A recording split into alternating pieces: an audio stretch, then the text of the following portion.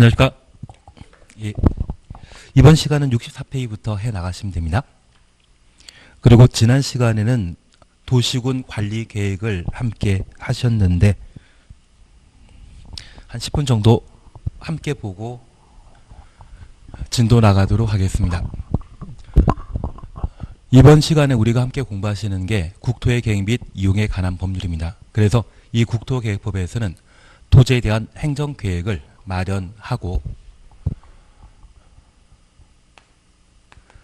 특별히 도시군 계획으로 개발, 정비, 보전하도록 되어 있습니다.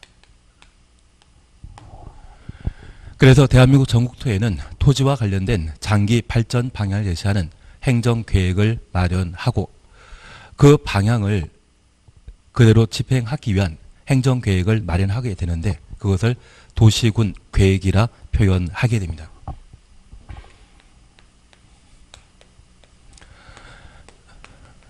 국토교통부 장관 등이 대한민국 전국토에 장기 발전 방향을 제시하는 행정계획 수립하면 이를 국가계획이라 하고 저 국가계획을 하나하나 집행해 나가는 것이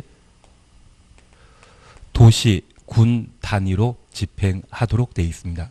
그래서 이 도시군 단위로 집행하기 위한 행정계획을 도시군 계획이라 하는데 이 도시군 계획은 국가계획을 전국 200여 개 도시군 단위로 바로 집행하는 것은 곤란한 사안이 발생할 수 있습니다. 그래서 각 도시군마다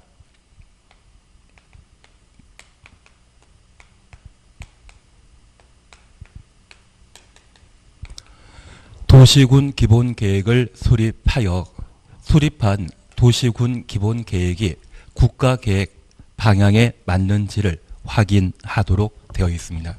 그래서 이 도시군 기본계획을 수립하면 그 수립이란 말은 도시군 기본계획의 수립과 승인받는 것을 수립이라 표현하게 됩니다. 사실 국가계획은 좀 포괄적이고 거시적인 행정계획인데 이 국가계획을 바로 도시군 단위로 집행하게 되면 도시군의 지역적 사정 등을 고려하지 못한 내용도 존재할 수 있습니다. 그래서 이 도시군 단위에 수립하는 행정계획으로 도시군 기본계획에 부합하는 도시군 기본계획을 수립하여 국가계획에 부합하는지를 확인하도록 되어 있습니다. 그리고 이 도시군 기본계획이 수립되고 국가계획에 부합하는 것을 확인하면 하나하나 집행할 필요가 있습니다. 지금 우리가 살고 있는 시대는 중앙 집권제입니까? 지방 분권 시대입니까? 지방 분권 시대이기 때문에 제5공화국 이전까지만 하더라도 중앙에서 각종 행정계획을 수립하여 국가 단위로 개발, 정비, 보전, 집행했지만 지금은 지방 분권 시대이기 때문에 도시군 단위로 개발, 정비, 보전하도록 되어 있습니다. 그런 개발, 보전, 정비하는 행정계획을 도시군 관리계획이라 하고 이 도시군 관리계획은 입안하고 결정하도록 되어 있는데 저 입안 결정을 뭐라 한다? 도시군 관리계획을 수립했다 이런 말로 대신할 수 있습니다. 다만 전국의 200여 개 도시군은 독자적으로 성장 발전할 수 있지만 다른 인접한 도시의 도움을 받는 것도 필요합니다. 그래서 서울 같은 경우에는 많은 일자리가 있고 문화, 경제 중심지이지만 서울에 가장 큰 문제가 있다고 하면 주택 문제이거든요. 그래서 수도권에서는 배드타운이라는 것을 형성해서 경기도 다양한 시군에서 잠자리를 제공하고 서울에서는 경제 상업의 중심 기능을 제공하는 경우가 있습니다. 그래서 서울 같은 경우에 빨간 버스가 지나다니게 되면 그게 광역버스이거든요. 그리고 대전이나 세종시나 청주를 연결하게 되는 BRT를 만들어 놨다고 하면 걔는 시내버스가 아닙니다. 그래서 둘 이상의 도시군에 걸쳐 각각의 기능을 제공하고 역할 분담하는 계획을 수립할 필요가 있는데 그런 행정계획을 특별히 광역 도시계획이라 표현하게 됩니다. 그래서 우리가 잠깐 이해하실 것은 이 광역 도시계획의 광역 도시는 도시 하나를 말한다. 둘 이상의 도시를 말한다. 둘 이상의 도시를 말합니다. 그래서 이 광역이라고 하는 것은 넓다는 개념이 아니라 둘 이상의 도시군을 의미하는 것을 광역이라 표현하게 됩니다. 다만 우리가 하나 이해하실 것이 있습니다. 여기 도시군 계획인 기본계획과 관리계획은 도시 하나, 군 하나를 대상으로 수립하는 행정계획인 반면 이 광역도시계획은 막연하게 둘 이상의 도시군을 엮을 수 없습니다. 그래서 둘 이상의 특광시군에 걸쳐 지하철을 연계하거나 교통망을 확보할 필요가 있다고 하면 그 지하철이 지나가는 둘 이상의 특광시군, 도시군을 광역계획권으로 지정하면 그 광역계획권의 장기 발전 방향을 제시하는 행정계획을 광역도시계획이라 하고 이런 광역도시계획은 둘 이상의 도시에 합의된 행정계획이지만 국가계획보다는 하위 행정계획에 해당되기 때문에 이 광역도시계획도 수립하면 국가계획에 부합하는지 확인하도록 되어 있습니다. 그래서 우리가 국토계획법에 공부하는 토지 행정계획과 관련되어 광역도시계획, 도시군 기본계획, 도시군 관리계획 세 가지를 각각 보셨고 특별히 광역도시계획은 집행하는 계획이다. 방향 잡아주는 계획이다. 장기 발전 방향을 제시하는 행정계획이라는 것 기억하시고 도시군 기본계획도 방향 잡아주는 계획이며 이 세 가지 계획 중에 개발, 정비, 보존을 위한 집행계획은 도시군 관리계획 하나입니다. 최근 출제 경향을 살펴보게 되면 이 광역도시계획과 도시군 기본계획에 걸쳐 문제 하나 또는 두 문제가 출제되고 있습니다. 그래서 국토계획법은 총 12문제가 출제되게 되는데 그중에 개발인 허가 파트에서 2문제, 광역도시계획과 도시군 기본계획에서 하나 나온다고 하면 9문제는 도시군 관리계획과 관계되어 시험 문제가 출제되게 됩니다. 이번 시간 이후부터는 이 도시군 관리계획에 대해서만 집중적으로 정리해 나가시는 게 필요합니다. 그러면 첫 번째 우리 봐주시는 것으로 이 도시군 관리계획은 도시군을 뭐라 한다?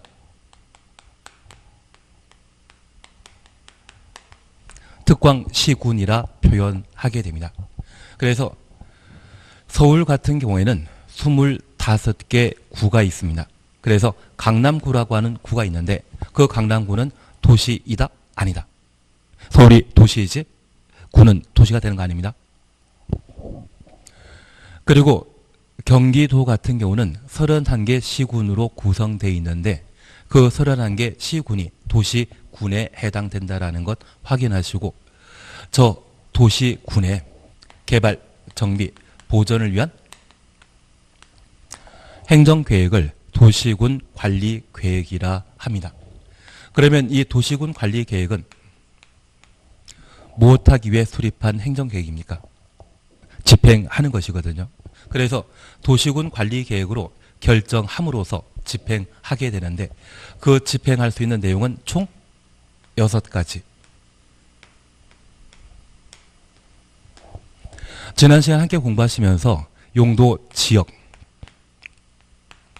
용도 지구의 지정 변경에 관한 계획을 도시군 관리 계획으로 결정할 수 있고 용도 구역, 용도 구역은 개발 제한 구역, 시가화 조정 구역, 수산 자원 보호 구역, 도시 자연 공원 구역 4개 지정 변경을 도시군 관리 계획으로 결정할 수 있습니다. 그래서 개시 수도란 말로 대신 하시는 겁니다. 그리고 기반설의 설치 정비 계량을 도시군 관리 계획으로 결정할 수 있는데 하나 이해하실 것이 있습니다. 내가 오늘 집을 나와 학원 오셨을 때 이용하셨던 도로, 전기, 수도, 공원 등의 일체 시설은 바로 기반 시설이고 저 기반설의 설치 정비 계량을 도시군 관리 계획으로 결정할 수 있습니다. 그리고 도시개발 사업과 정비 사업에 관한 사항을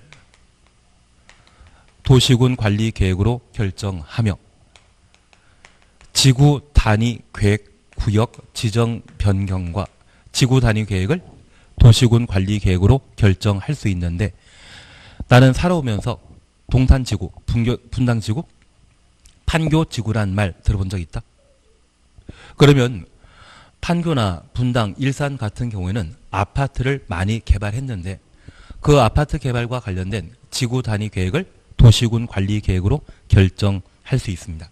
그리고 입지 규제, 최소 구역 및 그 계획을 도시군 관리 계획으로 결정할 수 있는데 도시군 관리 계획 결정할 수 있는 6가지 자주 시험에 출제되기 때문에 꼭 한번 확인하셔야 됩니다. 그리고 두 번째입니다. 우리가 공법을 공부하시면서 학습 방법, 공부 방법으로 특정 제도가 있다고 하면 그 제도와 관련된 대상, 절차에 관한 사항을 정리해 나가는 게 필요합니다. 방금 보신 도시군 관리 계획은 어디를 대상으로 수립한다? 도시군을 대상으로 수립하는데 그 도시군을 특광시군으로 대신 표현하게 됩니다. 다만 우리가 잠깐 구분해 주실 것이 있습니다. 이 도시군 관리 계획은 특광시군 하나를 대상으로 수립하는 것이 원칙인데 붙어있는 인접한 특광시군 포함해서 도시군 관리 계획을 입안하고 결정할 수 있다는 것 기억해 놓습니다. 그래서 인접한 특광시군 포함 가능하다라는 것 기억해 주시고 반면 이 도시군 관리 계획을 생략하는 것은 있다 없다? 없습니다. 기본 계획 생략은 가능하지만 관리 계획은 절대 생략하지 못한다라는 것 구분하셔야 됩니다. 그리고 세 번째입니다.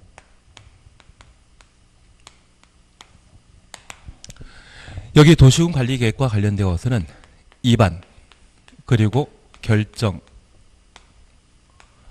방법으로 도시군 관리 계획을 수립하게 되는데 이 입안은 특정 특광시군 도시를 성장 발전시키는 데에는 다양한 발전 방안이 있습니다. 그래서 우리 A라는 도시의 성격을 도시의 기능을 강화시키고 성장 발전시키고자 한다면 이 A에 사람들이 거주하고자 한다면 전기, 수도, 도로 등의 충분한 생활의 필수시설 필요하고 우리 도시에는 병원, 종합병원 있습니까? 없습니까? 예, 종합병원 있어야 되지 않겠습니까? 그런데 저 종합병원이라는 걸 만들더라도 서울 같은 경우는 만들면 장사 잘 되는데 인구가 30만 미만일 때 종합병원 만들어 놓으면 바로 적자 발생합니다. 작년 일이지만 경상남도에서는 진주의료원을 폐쇄시킨 적이 있습니다. 그 진주 가지고 종합병원의 사업성을 장담할 수 없기 때문에 폐쇄라는 결정이 있었는데 그 자체가 좀 정책적인 입장은 아니죠. 그래서 그런 여러 가지 문제가 발생할 수 있습니다. 다만 도시의 성장 발전하고자 할 때 내가 생활하고자 한다고 하면 전기, 수도, 도로 등의 다양한 시설 필요하고 학교, 병원 필요한데 만약 이런 여러 가지가 없는 상태에서 제일 먼저 만들 것은 도로나 전기, 수도 이런 것 필요하지 않겠습니까? 그게 갖춰지고 나면 그 다음에 학교나 또는 병원이나 다른 시설들을 하나하나 갖출 필요가 있는데 이러한 도시의 성장 발전과 관련된 다양한 방안 중에 한정된 예산 가지고 지금 당장 해야 될 걸 하나 세우는 것을 뭐라 한다? 입안이라 표현합니다. 저 입안은 도시를 책임지고 있는 자, 특광시군이 수립하는 것이 원칙이고 예외적으로 국가계획과 관련된 사업이라면 국토교통부 장관이 동일한 도에 설치되는 광역시설로서 광역도시계획에서 제시한 것이라면 도의사가 그래서 예외적으로 누가 입안할 수 있다? 국도가 입안할 수 있습니다. 그리고 두 번째 우리 이해하실 것이 있습니다. 여기 도시군 관리 계획은 저 위반한 사항을 확정, 결정, 지을 필요 있는데 도시의 성장 발전은 남이 발전시켜주는 것이다. 내가 스스로 하는 것이다. 내가 스스로 합니다. 그래서 행정청은 광역지방자치단체와 기초지방자치단체로 구분하고 있는데 시군, 구는 기초. 서울시장과 대전시장, 세종시장이라면 광역지방자치단체입니다. 그래서 지방자치단체랄지라도 광역지방자치단체가 위반한 사항은 직접 결정할 수 있는데 기초지방자치단체는 원칙적으로 결정권자 아닙니다. 기초인 때는 누가? 도의사가. 다만 도에 속해 있는 여러 시군 중에 인구 50만 이상 도시가 있습니다. 그러한 도시를 대도시라 하고 대도시장은 직접 결정권을 가지게 되는데 제가 지난주에 이런 이야기 한번 드린 적이 있습니다. 여기 기초지방자치단체가 한 집안의 자제분인데 그 자제분 중에 성년자이고 회사 열심히 다니고 있는 자제분이 있다고 하면 취미생활로 겨울에 스키장 가겠다고 50만 원, 100만 원 쓰겠다고 하면 나는 뜯어 말릴 수 있다? 그냥 가게 해줘야 된다. 자기 돈벌이하고 자립하고 있는 자제분이라면 스스로 결정권 충분히 가질 수 있지 않습니까? 그래서 이 대도시장의 경우는 직접 결정할 수 있습니다. 다만 도에 속해 있는 인구 50만 미만의 시장, 군수의 경우는 직접 결정하지 못하고 도의사가 결정권을 가진다는 것 확인하십니다. 반면 중앙행정기관장인 국토교통부 장관, 광역지방자치단체장인 도의사는 스스로 결정할 수 있습니다. 그래서 원칙적인 결정권자는 누구이다? 특별시장, 광역시장, 도지사, 대도시장, 얘를 시도지사, 대도시장이라 표현하게 됩니다. 그리고 예외지역인 결정권자로서 국토교통부 장관 외 시장, 군수도 직접 결정할 수 있습니다. 우리 이번 과정에는 지구 단위 계획을 아직 제대로 안 하셨지만 다음 과정에는 이번 과정에서 지구 단위 계획 기본적인 것을 파악하고 나면 충분히 접근할 수 있을 겁니다. 저 지구 단위 계획을 시장, 군수가 위반한 때에는 누가 결정할 수 있다? 시장, 군수도 직접 결정할 수 있습니다. 그러면 여기 위반권자와 결정권자는 행정청인데 잠깐 우리 이해하실 것이 있습니다. 여기 위반권자와 관련되어 계급 순으로 나열하게 되면 국토교통부 장관, 특별시장, 관시장, 도의사를 지도의사, 시장, 군수라 할 수 있고 여기 시장, 군수는 결정권자의 시장, 군수는 도시군 관리 계획을 결정할 수 있는 6개 전부에 대한 결정권자가 아니라 5번의 국한에서 제한적인 결정권자입니다.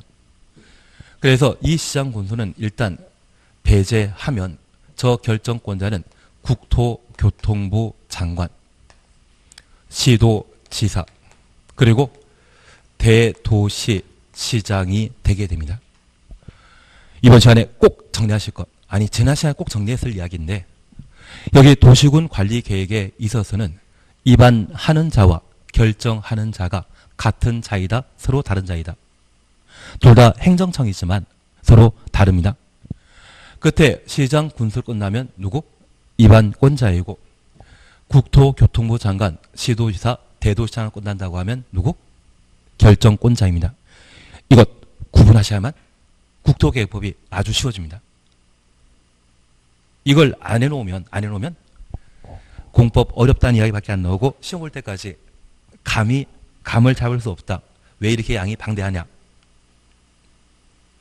공법 탓을 엄청 하십니다. 근데 지금 이 시간에 해놓을 게 기본적으로 몇 개 해놓으시면 아주 공법은 쉬워집니다. 그래서 우리가 기억하실 것은 현재 도시군 관리 계획의 위반권자와 결정권자는 같은 사람이다, 다른 사람이다. 다른 사람이다. 그걸 잡아내는 게 이번 과정에서 가장 핵심적인 포인트입니다.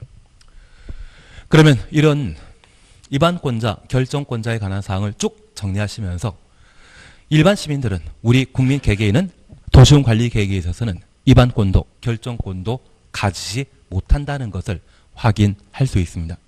다만 우리 일반 국민은 입안 결정권은 없지만 입안을 제한을 할 수 있거든요. 제가 이 말 드렸습니다. 행정청 아닌 자가 행정청에게 부탁하게 되면 뭐라 표현한다? 제한이라고. 행정청이 다른 행정청에 부탁하게 되면 요청, 신청이란 말로 대신 하게 됩니다. 제한은 누가 한다? 비행정청이. 그래서 내가 우리 동네에 20년, 30년 살았는데 우리 집 앞에 도로 확장해 달라. 또는 횡단보도 하나 더 만들어 달라. 이러한 요구를 하는 것을 입안 제한이라 하고, 이렇게 입안 제한할 수 있는 것은 기, 지, 산, 대. 우리 동네 새로 대학 만들어지게 되면 그 대학 이름은 기지산대입니다. 그래서 기반설의 설치, 정비, 개량에 관한 사항과 지구 단위 계획, 그리고 일자리와 관련된 산업, 유통, 개발, 진흥, 지구, 폐지되는 용도 지구, 행위 제한을 대체하는 이 네 가지에 대해서는 입안 제한할 수 있는데, 이런 입안 제한은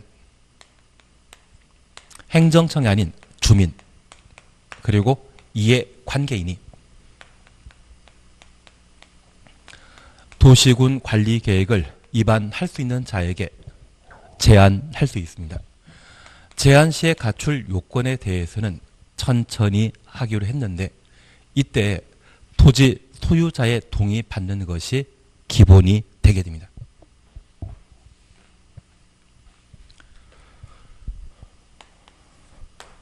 그래서 우리는 입안권자, 결정권자, 입안 제한을 어느 정도 파악하셨다면 도시군 관리 계획을 입안하고 결정하게 되는 기본 절차에 관한 사항을 살펴주셔야 됩니다.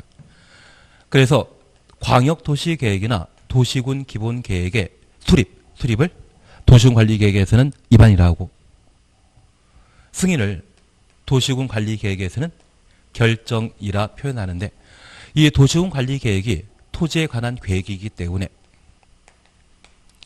땅에 대한 사항을 파악할 필요가 있습니다. 그래서 측량하는 것을 뭐란다? 기초조사라 표현합니다.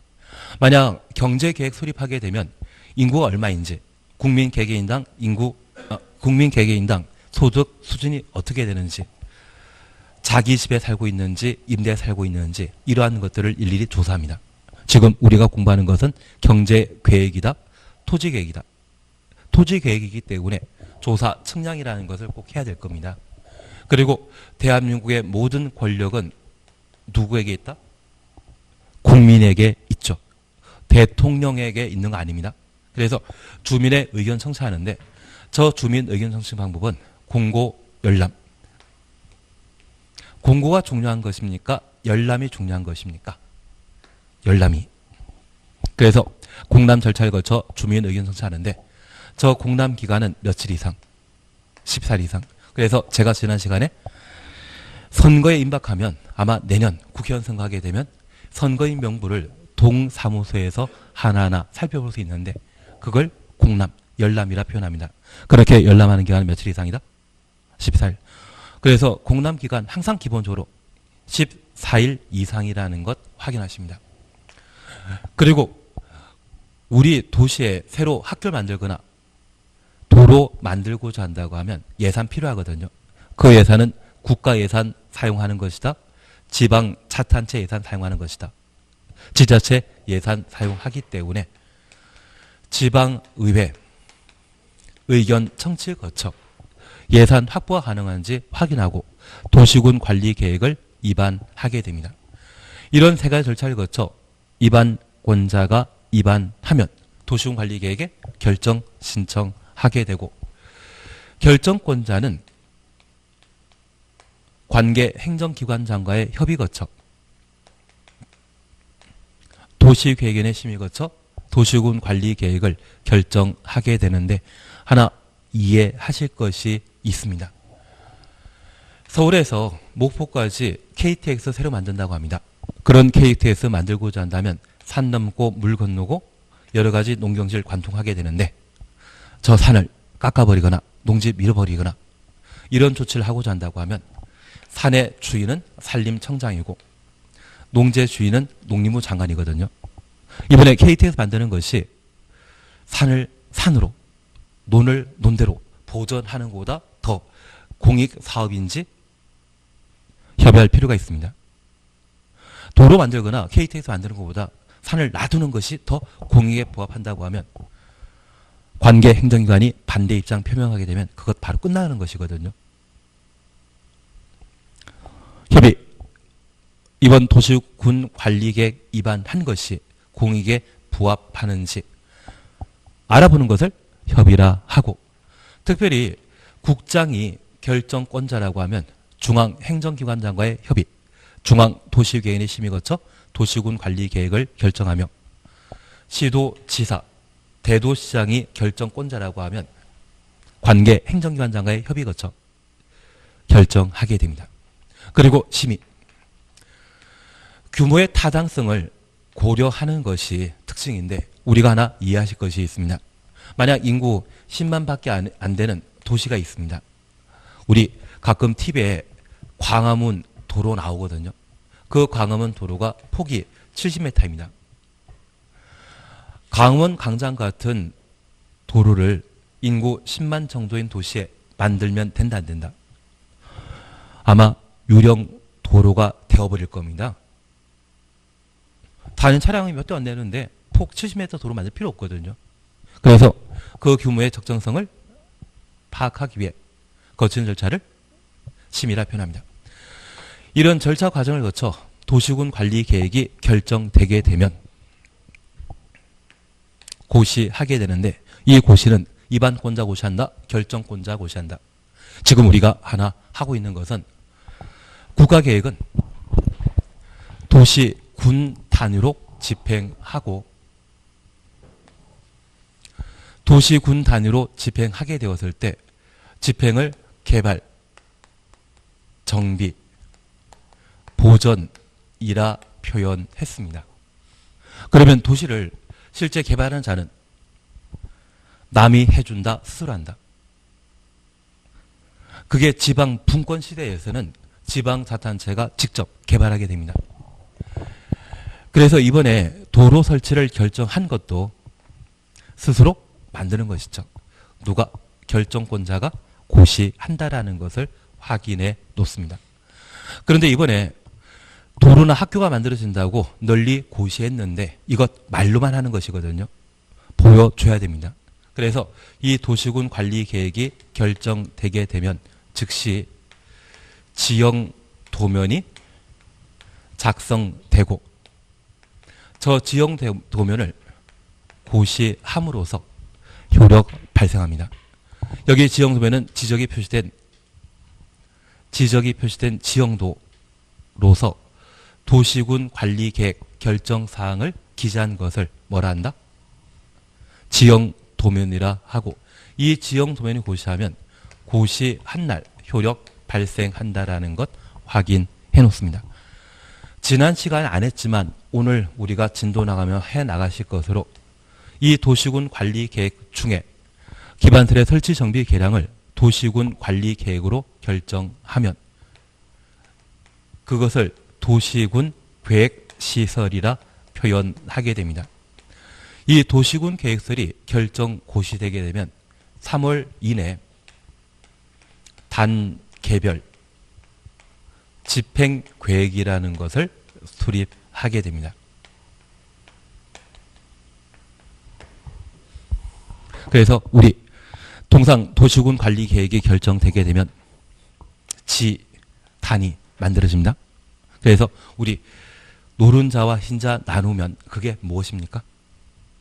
지단. 도시군 관리 계획이 결정 고시되면 뭐 만들어야 된다? 지단 만들어야 된다. 즉시 지형도면 작성하고 고시해야 되고 3개월 이내 단계별 집행 계획을 수립하고 공고해야 된다. 그래서 지단이란 말을 지금 잠시 익혀놓습니다. 그러면 이런 방법으로 도시군 관리 계획이 위반되고 결정 고시되게 되는데, 이런 계획과 관련되어 아주 예외적인 특이한 것들이 몇 개 있습니다. 이 특징에 대해서는 우리 1, 2월 달, 3, 4월 달에 열심히 해 나가실 겁니다. 그리고 이런 방법으로 도시군 관리 계획이 결정 고시되면 그 효과에 관한 사항으로 첫 번째 효력 발생에 관한 문제를 함께 보셨고 저 효력 발생과 관련되어 지형, 도면, 고시, 한날 효력 발생한다. 그리고 기득권 보호란 말을 함께 살피시면서 원칙적으로 도시군 관리계획 결정과 관계없이 이미 공사에 착수한 자는 계속한다. 그리고 5년이란 말 보시면서 타당성 검토는 몇 년마다? 5년마다 실시한다.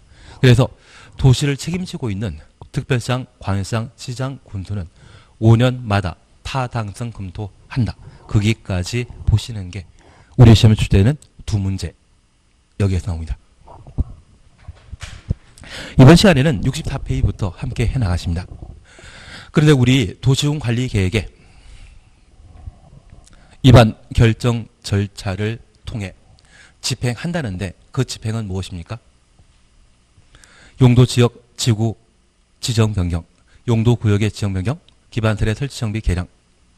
개발사업과 정비사업은 도시개발법, 도시 및 주거환경 정비법에서 따로 다루게 될 겁니다. 지구 단위 계획, 입지 규제 최소 구역 및 그 계획, 이 6가지를 하나하나 결정하고 집행하는 것이 도시군 관리계획입니다. 그래서 이번 시간부터는 이 도시군 관리계획으로 결정할 수 있는 이 6가지를 토대로 하나하나 내용을 정리해 가십니다. 바로 64페이지 찾으셨죠? 제5장 용도지역, 용도지구, 용도구역 찾으셨죠? 그리고 제2절 1절 그냥 건너뛰시고 제2절 용도지역 1의 찾았습니다. 용도지역이란 토지의 이용, 토지 이용부터 가로 열어놓습니다. 건축물의 용도, 건폐율, 용적률, 높이 등을 제한함으로써 제한까지 가로 닫아놓습니다. 그리고 얘를 그렇게 가로 묶어 놓으셨으면 그 옆에다가 위에다가 또는 빈칸에다가 행위 제한이라고 적어놓습니다.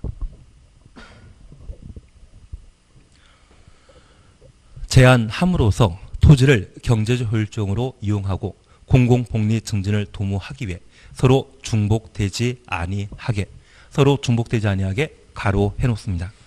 도시군 관리 계획으로 결정하는 지역을 말한다.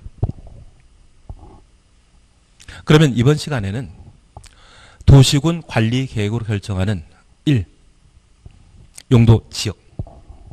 용도 지역에 관한 사항을 함께 살펴놓습니다. 그런데 우리 하나 이해하실 것이 있습니다. 우리가 지금 공부하고 있는 도시군 관리 계획은 국가 단위로 수립하는 집행 계획이다. 도시군 단위로 수립하는 집행 계획이다. 도시군 단위. 그래서 서울이라는 도시, 세종시라는 도시 하나를 대상으로 수립하는 개발, 정비, 보존을 위한 집행 계획이 도시군 관리 계획입니다. 그래서 도시가 존재한다고 하면 이 도시에 관할 구역이 있습니다. 그래서 서울 같은 경우에는 한 6천만 제곱미터? 하여튼 제가 숫자에 약해가지고 좀 힘든데 좀 이해해 주십시오. 서울 같은 경우는 사실 인구 1,000만이 살고 있는 도시이지만 그 서울의 순수한 면적만 따지게 되면 한 200만 명이 사는 것이 가장 쾌적한 도시입니다.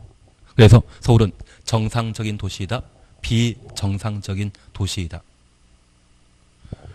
비정상적인 도시입니다. 그래서 정상적인 도시가 되기 위해서는 한 인구 80만 정도 사는 것이 가장 합리적인 공간이 되게 됩니다. 그러면 만약 하나의 도시가 존재한다고 하면 이 도시에 사람들이 집중적으로 거주하고 있는 곳이 있다면 그것을 도시 지역이라 하고 시골이라 표현하는 농림지역 그리고 자연환경보전지역 그리고 관리지역이라는 것을 도시에 두게 됩니다. 특별히 우리가 하나 이해해 주실 것이 있습니다.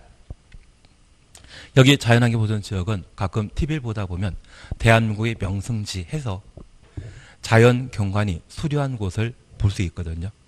그래서 설악산 같은 곳, 국립공원 있는 곳이 있다면 죄다 자연환경보전지역인데 그 자연환경보전지역에 가을에 단풍놀이 가는 분 꽤 많으십니다. 우리가 한 해 열심히 공부하고 만약 합격해서 단풍놀이 가면 땡큐인데 만약 불합격 가시게 되면 눈에는 피눈물 나기 때문에 단풍빛이 잿빛이 아닐 겁니다. 그래서 그런 보전용도 사용하고 있는 땅을 뭐라 한다?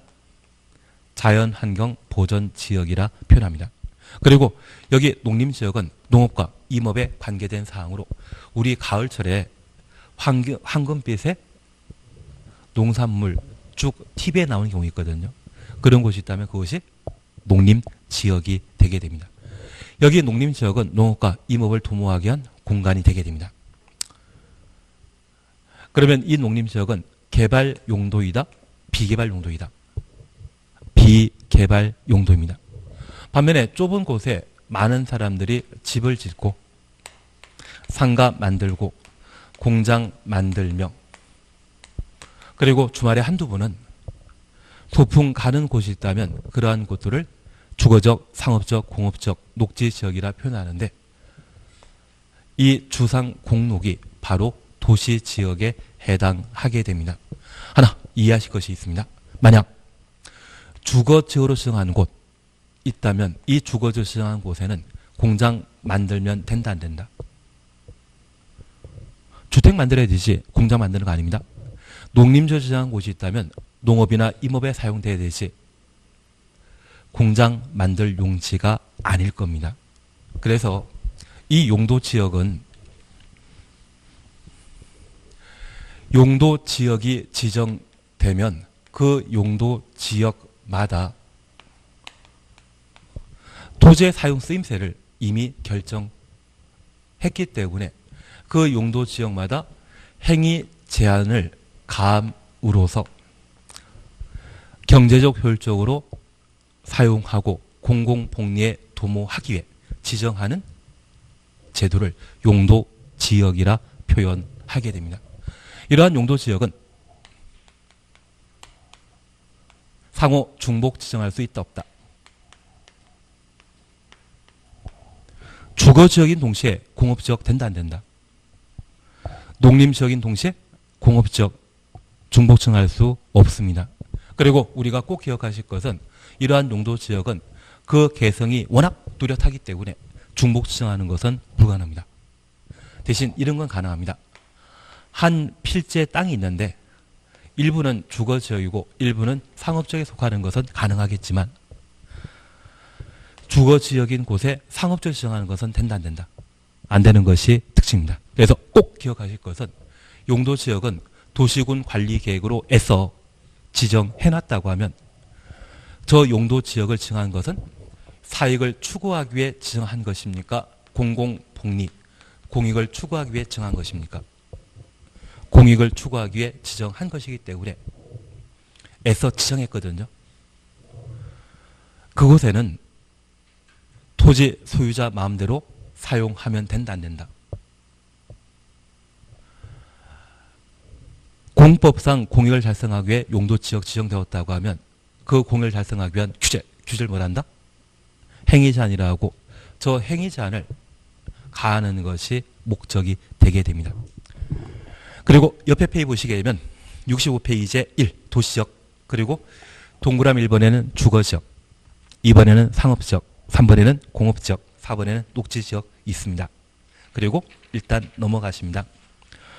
어디까지 가시는가 하면 98페이지를 봐주십니다. 98페이지 찾으셨죠? 용도지구란 토지의 이용, 건축물의 용도, 건폐율, 용적률, 높이 등에 대한 용도지역의 제한을 그래서 토지 이용부터 용도지역의 제한까지 가로해 놓습니다. 강화 또는 완화하여 적용함으로써 용도지역의 기능을 증진시키고 용도지역의 기능 증진 추천했습니다. 미관 등을 도모하기 위해 도시군 관리 계획으로 결정하는 지역을 말한다. 그러면 이제 이렇게 잠깐 보십니다. 우리는 용도지구라는 말을 함께 보셨는데 이 용도지구는 용도 지역과 관련된 행위 제한. 그래서 토지의 이용, 건축물의 용도, 건폐율, 용적률, 높이 제한. 얘를 뭐라 한다? 행위 제한이라 했습니다. 그 용도 지역의 행위 제한을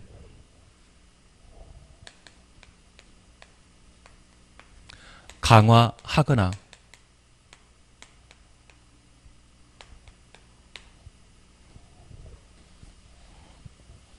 완화함으로써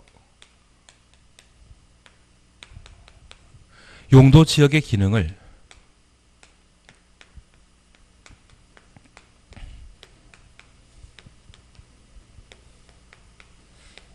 증진시키고자 도시군 관리 계획으로 결정하는 것을 뭐라 한다? 용도 지구라 표현하게 됩니다. 그러면 우리가 잠깐 이해하실 것이 있습니다. 여기 용도 지역은 특광시군이라 분류는 도시 행정관할 구역의 모든 토지에 대해 빠짐없이 개발 가능한 도시지역과 비개발 용도의 관리지역, 농림지역, 자연환경보전지역을 지정해 놓은 것입니다. 그런데 이렇게 용도지역 지정했는데 이곳에 문화재가 발견되거나 오래된 사찰, 그래서 서울 같은 경우에 조계사라는 곳 있지 않습니까? 조계사는 어디에 있다? 총각 주변에 있지 않습니까? 그러면 그 종로 일대는 다 상업적인데 불구하고 조선시대 때부터 이어져 오던 조계사가 위치한 곳이라고 하면 그 주변 일대는 함부로 개발하면 된다 안 된다? 예, 하여튼 그리고 서울 같은 경우에는 김포공항이라는 곳이 있습니다. 이 김포공항 주변에 아무리 주거지역 또는 상업지역으로 해서 고층 건물 건축할 수 있다 하지만 비행기가 안전하게 이착륙하기 위해서는 지나치게 높은 건물 건축해서는 안 되겠죠. 그리고 계속 서울 이야기 들어서 그렇지만 서울의 삼성동이라고 하는 곳에 한 4년 전에 현대기아에서 한전을 엄청 비싼 돈으로 사들이지 않았습니까? 원래 평가액이 한 2조 정도라고 하면 현대기아에서는 10조에 땅을 구입한 적이 있습니다. 이번에 105층짜리 개발 행위 허가 받았거든요. 그런데 이곳이 성남 비행장 관련된 항공구역에 해당된다고 하면 공군 측이 협의해 준 때만 개발 사업할 수 있습니다. 그래서 기본적으로 용도 지역은 토지에 대한 1차적 사용 제한에 해당하게 되면 이 용도 지구는 2차적 토지 이용 규제로서 용도 지역이 결정되었다지만 주변에 공항이 존재하면 그 주변 건물의 높이를 제한할 목적으로 고도 지구라고 하는 것을 지정할 수 있습니다. 그리고 주변에 시청이나 정부 종합청사가 존재한다고 하면 정부 종합청사의 기능을 다할 수 있도록 해당 지역 일대를 시설 보호지구로 지정할 수 있는데 그렇게 토지의 구체적인 쓰임새를 토대로 2차적으로 규제가하는 것을 용도지구라 표현하게 됩니다. 다만 이 용도지구 지정하면 이 용도지구는 용도지역의 기능을 뭐 시킨 것이다? 증진시킨 것이라는 것을 하나 확인해 놓습니다. 그래서 98페이지에는 용도지구 구분과 관련되어 경관지구, 보호지구, 취락지구, 개발진흥지구, 방제지구, 고도지구, 방화지구, 특정용도 제한지구, 복합용도지구, 다양한 용도지구가 각각 존재합니다. 얘는 조금 이따 다시 한번 이야기할 겁니다. 그리고 마지막 우리 봐주실 것이 있습니다. 107페이지 봐주십니다. 107페이지는 편하게 보십니다. 107페이지 보시게 되면 용도구역 사시였죠. 용도구역이란 토지의 이용, 건축물의 용도, 건폐율, 용적률, 높이 등에 대한 용도 지역 및 용도 지구의 제한을, 그래서 토지용부터 용도 지구 제한까지 가로해 놓습니다. 얘를 뭐란다? 행위 제한이라 표현합니다. 그 행위 제한을 강화 또는 완화하여 따로 정함으로써 시가지의 무질산 확산 방지 등을 위하여 도시군 관리 계획으로 결정하는 지역을 말한다. 그래서 1. 개발 제한 구역, 2. 도시 자연 공원 구역, 3. 수산 자원 보호 구역. 다음 페이지에 4. 시가 조정 구역이라는 게 있습니다. 얘를 우리는 뭐라 표현한다? 개시수도. 그런데 우리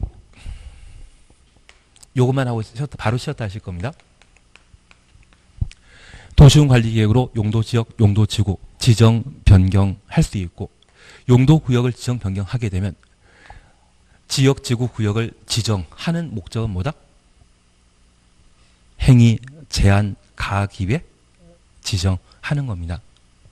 일단은 여기까지만 좀 보시고 두 번째 시간에 한번 해결해 보도록 하겠습니다. 쉬었다 하십니다.